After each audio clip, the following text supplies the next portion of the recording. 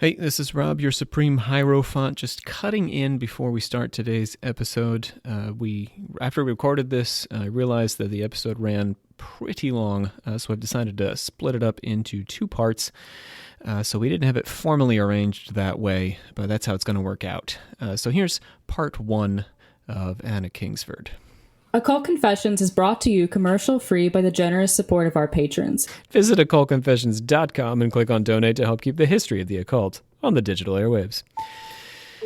Anna Bonus Kingsford was at the center of one of the biggest controversies in the Theosophical Society during Helena Blavatsky's lifetime, arguing that Christian occultism was more accessible to a Western audience, than Hindu or Buddhist thought, which Blavatsky had come to prefer. She threatened to split the London Lodge in half.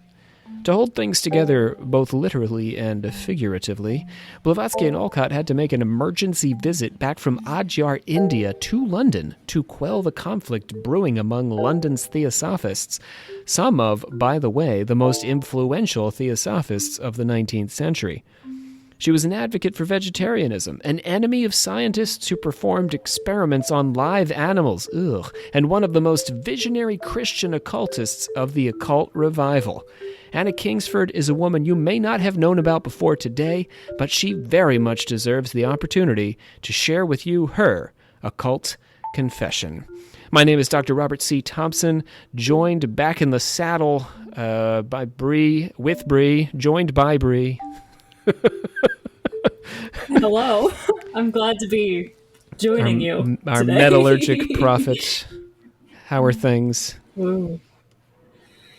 I'm in a fog of research, Rob, so my brain's all over the place. So Bree's giving our secrets away, but that's okay. I think it's good to announce this because we're getting close to the next season, and Bree has taken up the role as a research assistant for me to help with our upcoming season on some occultists by request that you all in the podcastosphere have asked us to do. Wow, Yeah, every single one of these, that we're doing is a request. Some of them are like a little. I get there's a couple that I'm like, okay, obvious, ask, but then there's a couple that I was like, okay. We have some, our listeners they like the deeper cuts, man. Yeah. Oh, they're gonna be real excited for my. For your what? My deep cuts on one of the episodes. Okay. Yeah, we're gonna bring you all the treats and secrets. So this is a wonderful thing, though, Bree, because, I'm able to do whatever reading I like to do on the topic, and then you're bringing me a lot of the primary sources and that kind of stuff. So it's given us the opportunity to go a bit wider as opposed to just deeper on these topics. It's really neat. I'm enjoying it. I love getting to read the primary documents because if I'm anything, I'm a primary documents gal. I love reading those documents. Well, something to look forward to. Also, Nikki H. Hiller Henderson is here, our naked truth from a new city, new port of call. Yep, I packed my belongings into my friend's SUV, drove 8 hours, and I'm still cold, but somewhere else. You went west, young woman, but you did not go south, so that is why you are still cold. Dang it. And you're not actually at home, so is this the first time that you're not naked for a podcast episode? Yeah, actually, because I'm at my girlfriend's mom's house in her basement, so I figured, I should probably keep my clothes on. It's one thing to be like, can I use your basement to record an occult podcast? And then she came downstairs and I was naked while doing it. I don't know. Yeah, but if you had a candle, I think it'd be okay. Yeah, I feel like spiced the place up and made it seem I don't know, purposeful, maybe. Hung some herbs, put out a few crystals, a few candles around your body. It's perfectly normal. We know what's going on. Pull your mini cauldron out, I actually have a mini cauldron. My girlfriend got it for me. It's the cutest thing. I'd expect no less. There's little frogs on the legs. There's frogs? On the little feet of it, they're little frogs. Oh god, I love frogs. Coming soon to our merch page. Let's pledge it out. Here we go. We the members of the secret order of alchemical actors do solemnly commit ourselves to a full and honest telling of the history of the occult as far as we know it. Do you know what we do now? We just open up the order of confessors now. We got rid of the plugs, and we open up the order of confessors by making any sounds at all. I welcome the two of you to do this together. I got really tangled up in my headphones. I'm sorry. One second. I can hear that. See, this is what happens when you wear clothes, man. Yeah, you get lost in the equipment. You need to be smooth, sleek. You need to be able to slip right through those wires. Yeah. I'm okay, sorry. They need to have no holdover here, Nikki. I'm going to count that the Order of Confessors has been opened by whatever that is. We want to thank our newest patron, Laura C. When I want to remind everybody, it's holiday time. It usually slows down for us on the old Patreon before and after the holiday. To join us on Patreon, it does keep the show commercial free. We need to keep the patrons rolling because, people come, they stay, they leave. Our patrons are a constantly rotating group. That having been said, we are deeply grateful for those patrons who have been hanging with us for the long haul, and we like to take good care of you with lots of bonus content. And Bree is working on bonus episodes just for our patrons coming up in 2023. So come on, this is your time. This is your chance. Join the Patreon. They're pretty sick, if I say so myself. She means that in every sense of the word. They really are, yeah. Fair warning. Also, we want to thank Zen Camus, a Camus who is Zen, who says great about our show. And our library here on the show has something for everyone. And Zen would like an episode on Israel Regardi. That's an interesting idea. So, Bree, add that to the list. All right, it's on my list now. And we want to thank everybody who has been feeding us stars on the Spotify. We are chasing our secret rival podcast who spreads lies and nonsense. So we do want to catch them and not look, weaker by comparison. But y'all are doing a great job there. All right. I guess, Nikki, get tangled up in something else to close the Order of Confessors.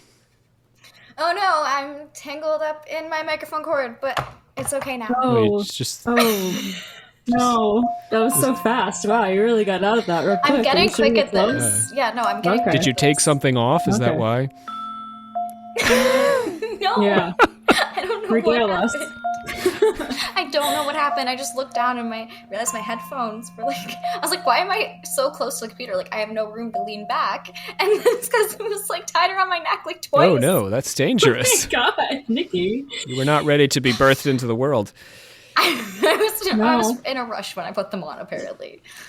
Yeah, I can tell. All right, let me say this about Anna Kingsford before we get into this. I love this woman. I do a lot of research and read a lot of books and a lot of occult books, and this research, I think, touched closest to, in a long time, to what I would consider, what I found spiritually inspiring. I found this personally useful. If I didn't have a podcast, reading Anna Kingsford, I think is just good for my soul. So I just want to say that as a way of introducing her, because I know everyone, my dear confessors, you're like, who the hell, Rob? Where did you drag this out of? But seriously, let's listen to what this woman has to say. My goodness, quite a character and quite a spiritual genius. All right, now with that introduction, this better be good, right? Yeah, I'm ready, Rob. Annie Bonus, who went by Nina, Mary, after Mary Magdalene, and Anna, which she came to use after she became a medical doctor, was born at 5 p.m.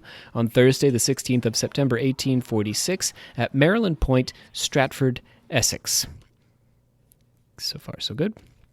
Her father, John, was a wealthy ship owner and married her mother, Elizabeth Ann, 20 years before Annie was born. The family motto was Enmetio Tutissimus Ibis.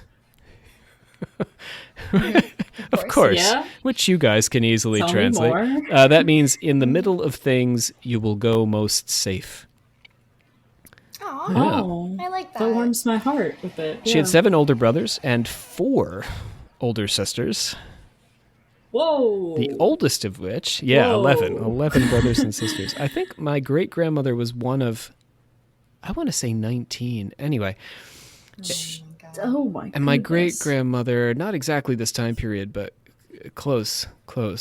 So I guess it wasn't terribly uncommon, but that was a big family. So that she was a healthy woman, Mrs. Bonus. Yeah. Annie's mother. But anyway, the oldest daughter, Anne, had died from consumption.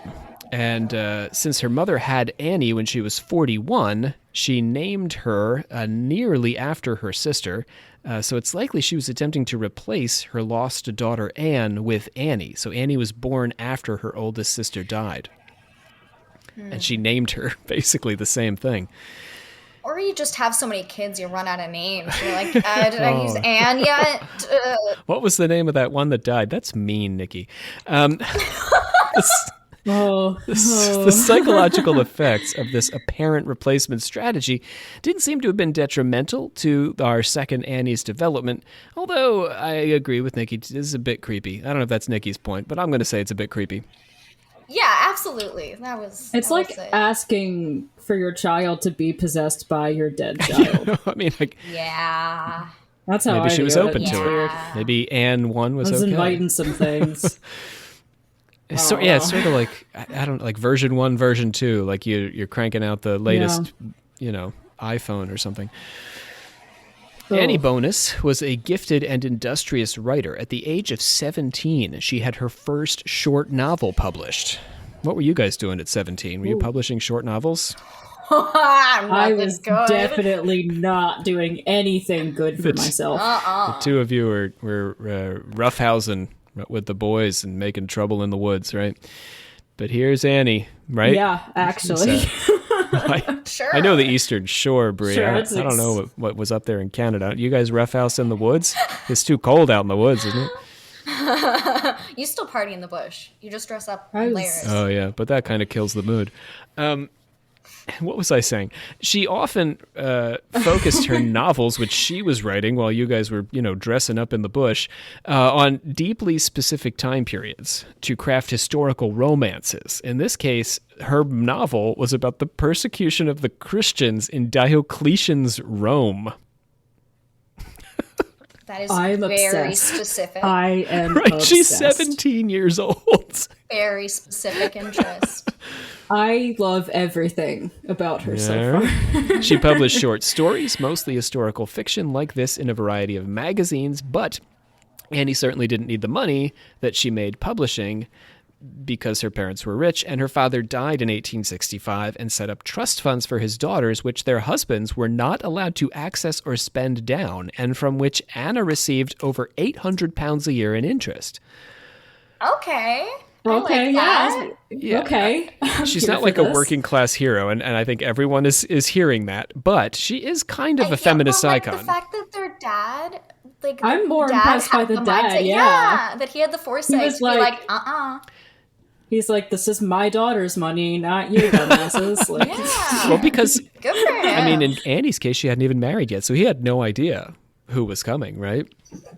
Well, and it was scary for women. I mean, I don't know exactly when this is, but I know that, if you didn't have anything, to your name or something, and, if your dad died and you weren't married, you were kind of just screwed. Yeah, or your property belonged to your husband.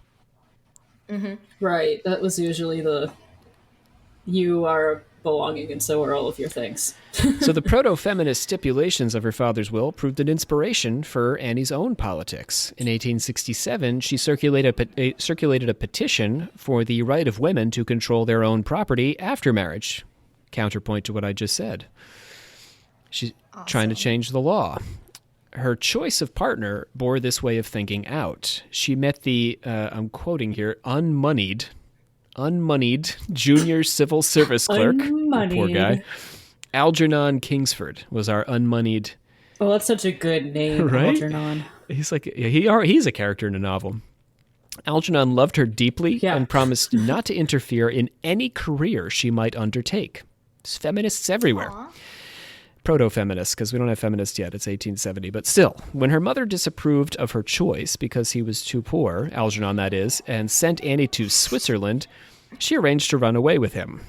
Convinced the trip would prove a scandal in high society, her mother relented and allowed her to marry him. I guess if you run away, it looks like you got knocked up or something. Yeah. Doesn't look good. So she was like, no. Cancel your vacation plans. You can get married. Annie's new husband had lived through a troubling childhood, depriving him of both of his parents. His father was a preacher, and his mother died when he was only a year old. His father, it's terrible. His father, I mean, not uncommon. I mean, what with all the deaths in childbirth and the bajillion plagues, but still. I guess it's not the plagues in the 19th century, but medicine was not great. His father, by the way, was a chaplain at a prison in Gibraltar, and 4 years after his mother died, his father cut his own throat in a fit of delirium and died. Oh my gosh. Okay. Yeah, dark stuff. That is a way to go. He was distantly related to Annie by marriage of her brother to the elder Kingsford's first cousin, and the family link is probably how they met in the first place. Let me do that again. I don't think they were blood related at all. The marriage of her brother to his first cousin. So they were only related by marriage. You know what? We'll take it. Back then, that's pretty good, yeah. They're not blood related. Especially in the British upper class, right? Mm-hmm. They married the same year that Annie circulated her petition, by the way, about the rights of women to control their property. So Algernon was like, "Yep, I'm with you there. No big deal." It's basically he was basically signing a prenup by saying, "No, I'm with you." He was 22. She was 21. Not uncommon. My mother actually got married at 21, but that was not in 1867. Soon after, they had a daughter who was to be the couple's only child, Edith. Annie and Algernon eventually determined to live as brother and sister, although they apparently enjoyed a very friendly relationship. So sex stopped. What? Yeah, they cut off the sex. You're going to have to go back on so that. What I mean by that is that they quit having sex. Couldn't they just say they were friends? Why do you have to say brother and sister? That's because if you say your brother and sister, then it's like, I've had sex and produced a child with my brother and or sister. Like, why would like it's already happened? You can't erase it by saying they're your brother now. Be friends. Just be friends. Don't be weird about it. It's the parlance. Or just no sex. I mean, I guess that would be how we'd say it today, but back then, this is what you would say. I mean, I guess if you're telling anybody about your personal business. In 1869. We're both just like flabbergasted by that. Not the celibacy so much as the brother and sister line. Okay. In 1869. Yeah, definitely, Rob. Algernon transitioned to a religious profession. So he went from being a civil servant to a curate at Atcham in Shropshire. For her part, Annie moved away from the Church of England, becoming a baptized Catholic the following year. So listen to this. He's basically on his way to becoming, a cleric in the Church of England, and she quits at the exact same time. He chose God over her, and she couldn't take it. Well, she did too, in a way, because she went and became a Catholic. She chose God a different way. Like, same God, different route. Okay. She was likely inspired, at least in part, by her brother John Bonus, who spent 10 years as a Catholic priest in Middlesex. Her brother's example also led the way in Annie adopting vegetarianism that same year. So here we're talking about her actual brother, for clarity. Right. So not the one that she had kids with, but wasn't her brother. Not husband, brother, priest, friend. Ugh, not husband, brother, priest, friend. Oh no! In October 1872, she took over the weekly Ladies' Own paper. That again is the Ladies' Own paper. Sounds kind of spicy. It's again an early version of Cosmo, and she shocked its readers by abruptly turning the focus of the paper from fashion and gossip to temperance and women's rights. Yes. Hell yeah. You lure them in with the fashion, and then boom, you hit them with the women's rights. It's sort of like, you got a subscription to Cosmo, and then one day you just get this political magazine in the mail that says Cosmo at the top, but all the, I would be delighted. No more sex positions. I would personally be delighted. You get the National Review. You're not getting any sex positions anymore. Let's go. Let's do it. I'd be delighted. So she also used the paper to argue strongly against vivisection. Now here's my definition of that. That is the brutal and now largely defunct practice of performing surgery on live animals. Let that sink in for a second. Yeah. So at this time period, I mean, we're in like the early days of surgery. I mean, the early days of surgery last for about 2,000 years, but we're getting up to modern medicine. We're not too far off from the invention of antiseptics, and the animal is alive. So, anesthesia and stuff also not so much a thing.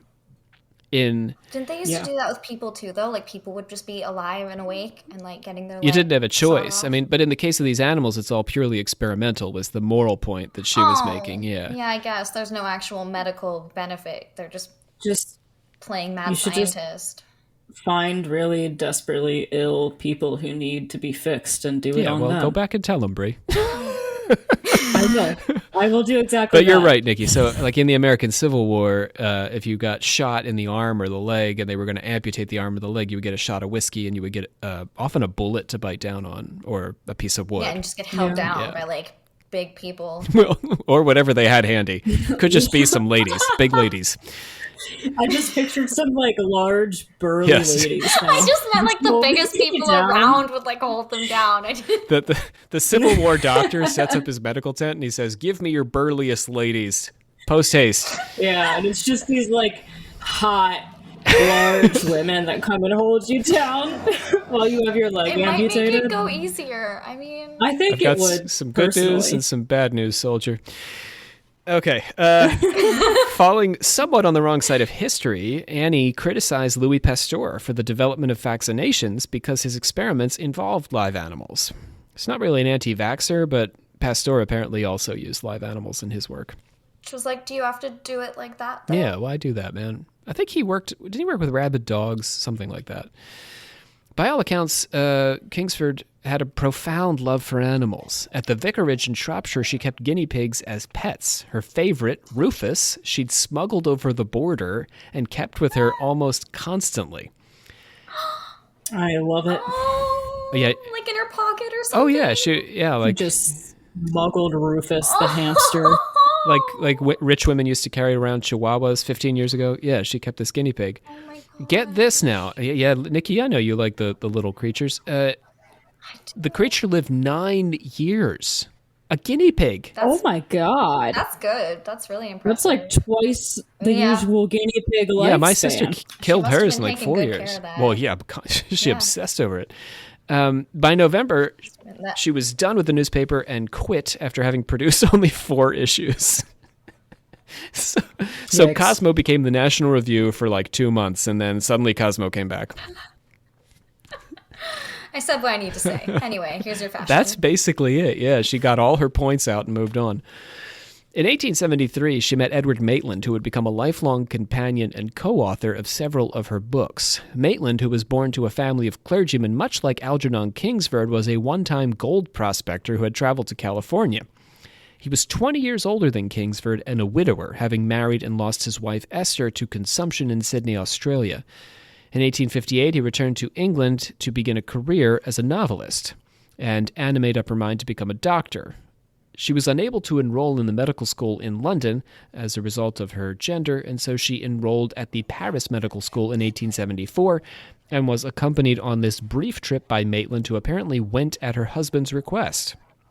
Please, take my wife to Paris.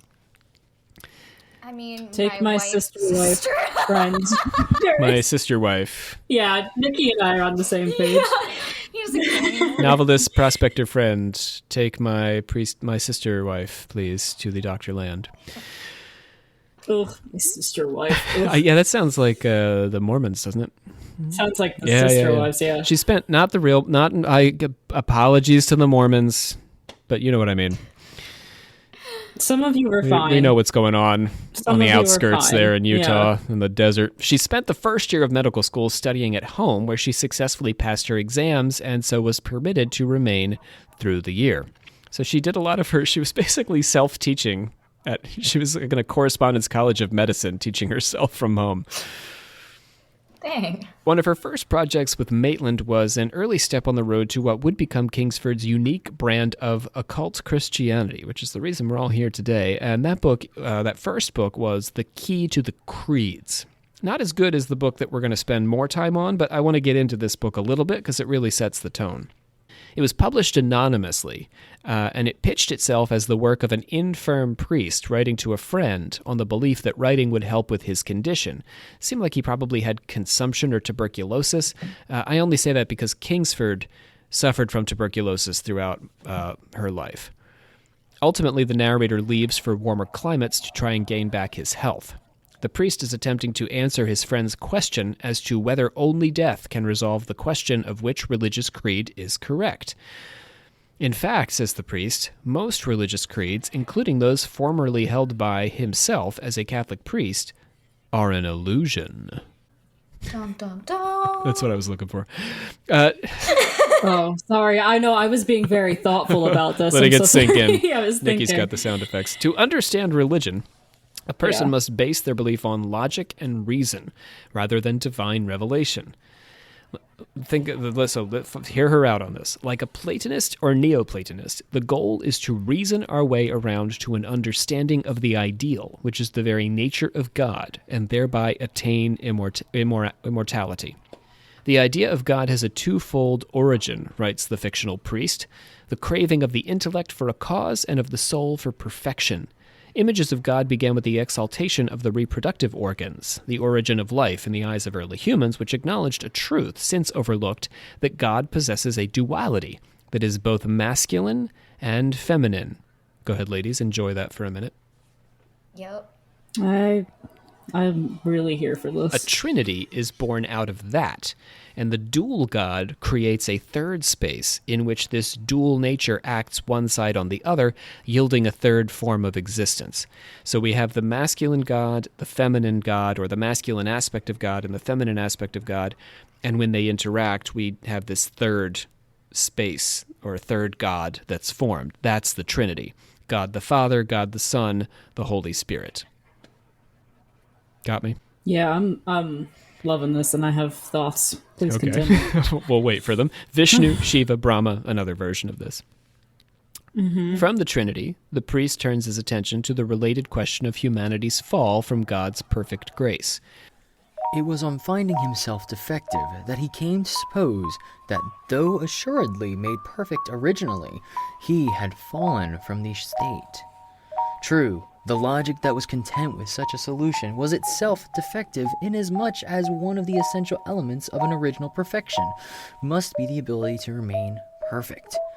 The fall then consists in man's becoming aware that his real does not equal the ideal he is able to imagine, or, conversely, in his attaining a sense of perfection beyond that which he is able to realize.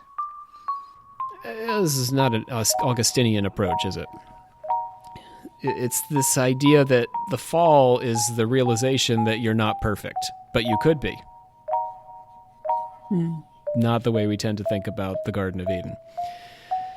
Right. Atonement is the merger of the ideal and the real, or the real in the form of humanity living up to its ideal maker's ideal intentions. Atonement means becoming your own ideal, which is God's ideal, realizing God's ideal in yourself, becoming the perfect you.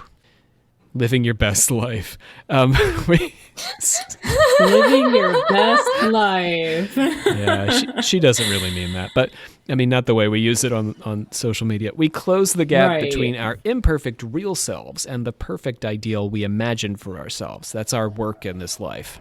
Prophets, messiahs, and teachers like Jesus and Buddha have accomplished this, and so appear to possess an element of infinity and godliness. So that's all Jesus did. That's all the Buddha did. They just became their own ideal, or God's ideal. Yes. Can you say what you just said again? Sorry, I threw myself off because I was like, can I say things? So we're trying to close the gap between the real, you as you are, and God's ideal. Right. Which you can, fathom and reason your way into, and then you seek to become the ideal, to realize the ideal in yourself. Right. So, okay, one of the individuals that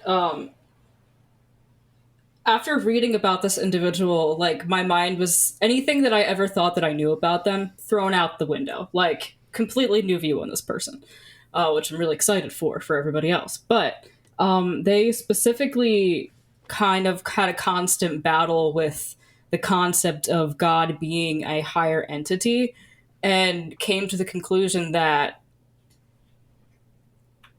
along these lines, that God is basically a reflection of yourself that you have to make, not make peace with, but like, I'm trying not to use the specifics, but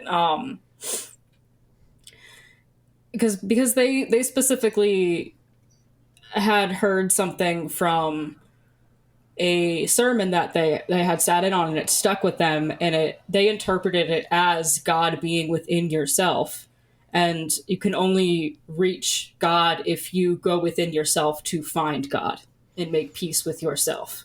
Yeah, it's not the same as like a Crowley idea of self-deification or anything. Right. Because God is a kind of independent entity, and yet God is in you to be realized. Yeah. Yeah. The real God was in us all along. Yeah, I mean, Blavatsky said that in so many words, that we have an element of God in us. And Kingsford's very much on board with a lot of theosophy, although ultimately she and Blavatsky go their separate ways. In Judeo-Christianity, two gods have been mistaken as one, and this has been the source of all the Abrahamic religion's theological troubles. The two gods are the carnal and the spiritual. The carnal is Old Testament God, Yahweh, who imposed harsh penalties, was inclined to kill, and favored blood and sacrifice. The New Testament God loves the world and sent his only Son to save it by doing battle against all the powers of evil or man's lower nature, by stimulating the growth of the ideal, so reducing the real to its proper level. So there you see masculine and feminine as well.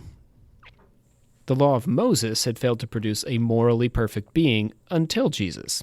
His perfection, being answered by a violent death, opened a space for a new dispensation. Only God could accomplish his own divine commands to perfection and supersede his own law. This is so wild. In Jesus, God transcends his own rules. The Old Testament law of Moses was about external and ceremonial obedience and had nothing to do with affection. It was driven by fear. Jesus, on the contrary, cared not for externals, but made the spirit all in all, and love for God the sole motive. Anyone who cultivated the ideal over the real, the spirit over the senses, could enjoy the treasure of heaven.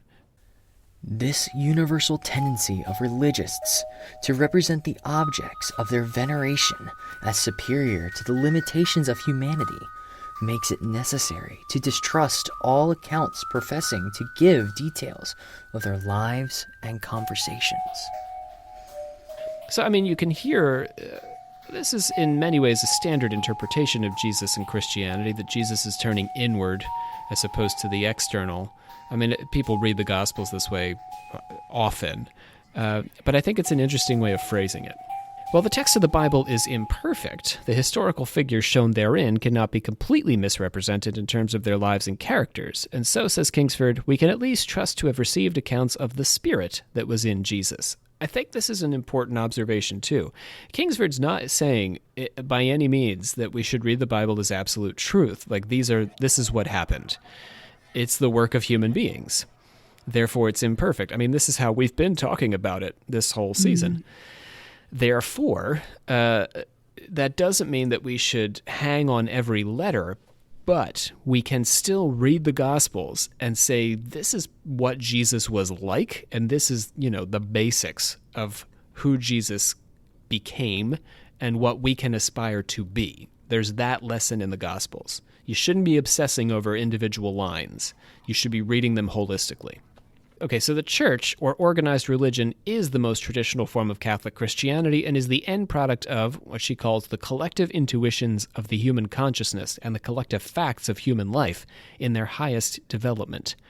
These facts don't need to be Christian, and indeed much of the specific detail about Jesus' life, often celebrated by the church, are subject to doubt because of the impulse for people to invent stories about their religious founders. We have mentioned on the show many times the Christmas story, which we just celebrated in the Western world, is pretty hard to swallow and not too it's my historically least accurate. favorite thing. Oh God, I hate Christmas. I'm sorry. But the wise men and the myrrh. No. Christianity happens to capture the highest human spiritual impulses, and so the church is Christian. So it's just like an accident of fate. The priest calls the church atheistic because it has self-consciously substituted an image of God for the real God, which, being ideal, has no place in the external or natural world. So she's not too happy, or her priest anyway, is not too happy with all the idolatry going on in the church. This ideal has sometimes misled us to believe that there are aspects of our nature which we must dismiss from our spiritual life. But for the truly Catholic, the grossest parts of our nature, even those we share in common with the brute creation, are capable of being idealized and exalted into the pure and holy. Sex, for example, is elevated to the status of an absolute love and fidelity between partners, the real elevated to the ideal.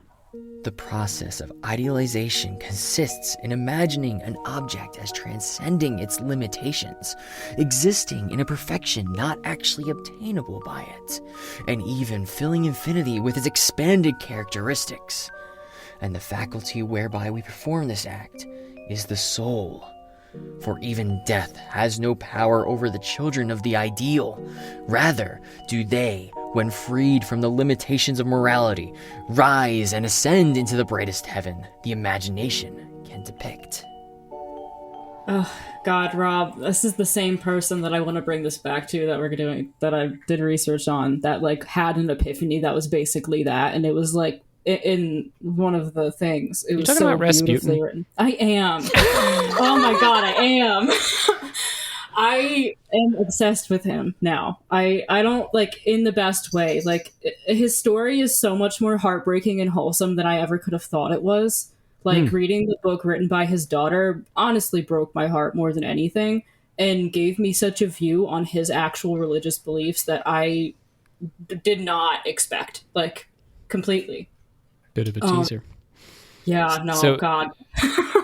Rasputin talks about this idealization of self, of activity, of action, of life. And also about having to balance all of the things of human nature, and that God wouldn't have put those things in us if he didn't accept them himself. So like sins of the flesh and things like that. He's like, everything, even the most innocent things do it. So why, and God doesn't punish them for it. So why should we punish ourselves for it?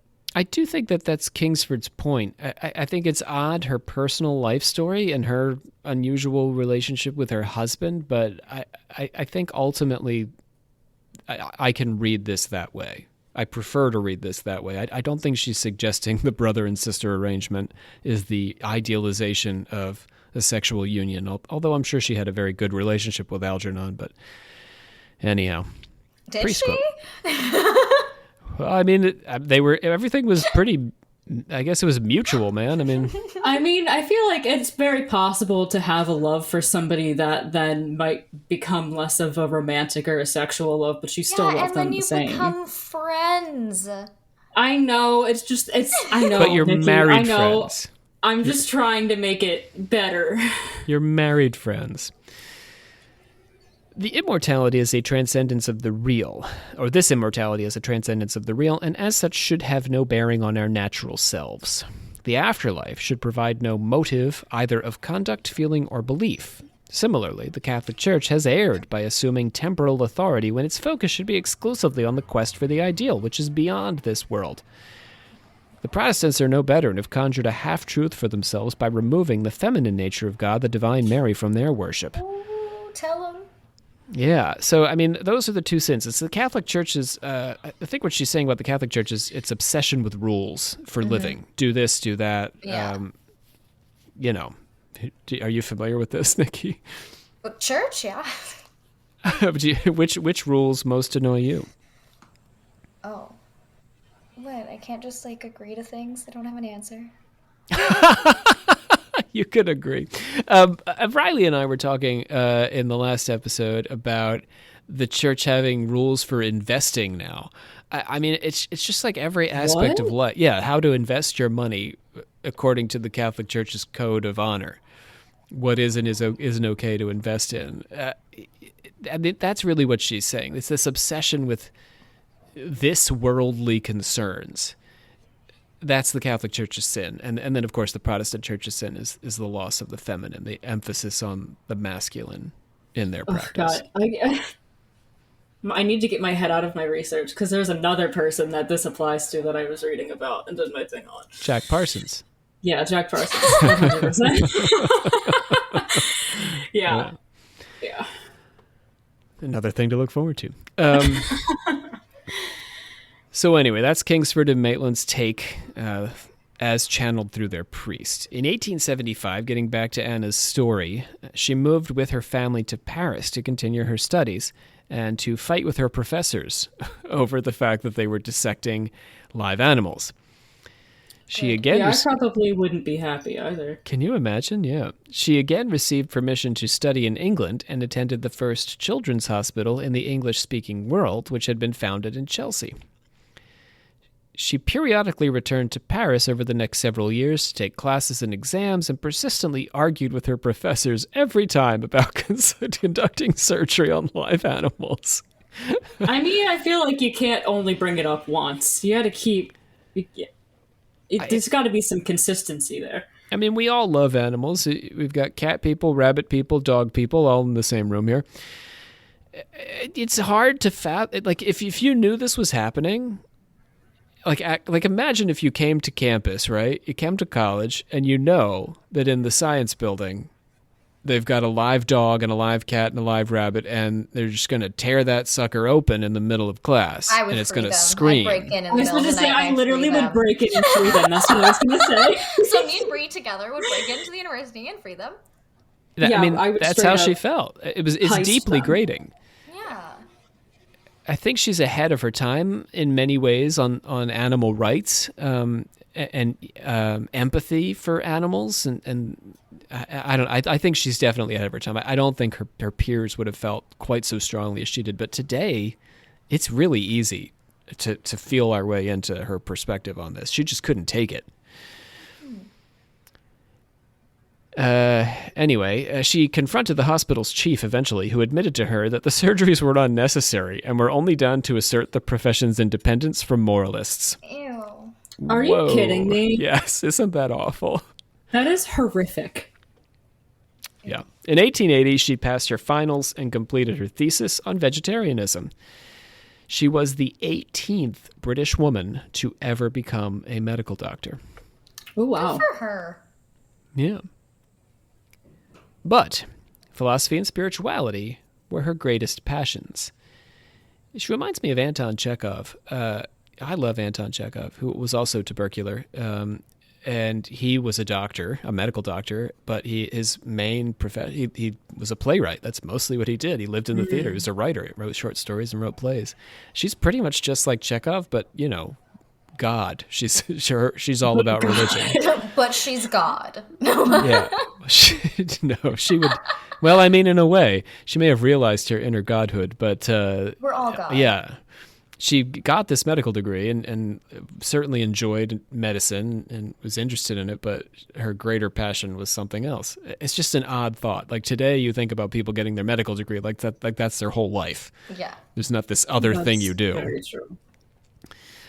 In 1876, she began to have visions and psychic impressions of her past lives, which became the basis for the spiritual and theosophical books that were to follow. Maitland, who would be her confederate in these endeavors, was practicing a form of meditation that involved tracing his ideas back to their origin, at the core of his consciousness. In 1877, Kingsford contributed to Maitland's The Soul and How It Found Me, offering to him her visions as a seer. Around this time, she met the theosophist and spiritualist Lady Caithness and traveled to her home in Paris in 1878, where Caithness introduced her to the works of Jacob Boehme and Eliphas Levi. So this is interesting. Lady Caithness is in our second episode, maybe our third episode on Emma Harding Britten. She's a huge benefactor of spiritualist mediums and occultists at this time period, a major player in all these movements. And she believed that she had some connection to Mary Queen of Scots. I don't know if she believed she was Mary Queen of Scots or She believed she could channel Mary, Queen of Scots, but yeah, she's a fascinating woman. One day I mean to get to her castle, the Caithness estate. It's in the very northernmost tip of Scotland. Oh, sounds delightful. Right? Nikki, you can come. It's cold there. You'll be fine. Oh, let's all Get right in. Scotland. Cold and windy. My favorite. And beautiful. I think it's quite green and beautiful too. And it seems Scotland seems so mystical. I think my family on my mom's side is Scottish. It is mystical, yeah. There's a depth to that country.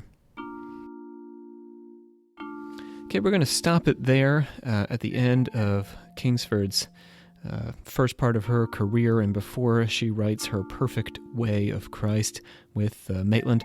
We're going to come back next time and get into the Perfect Way and get you through to the end of Kingsford's life and her quarrel with the Theosophical Society.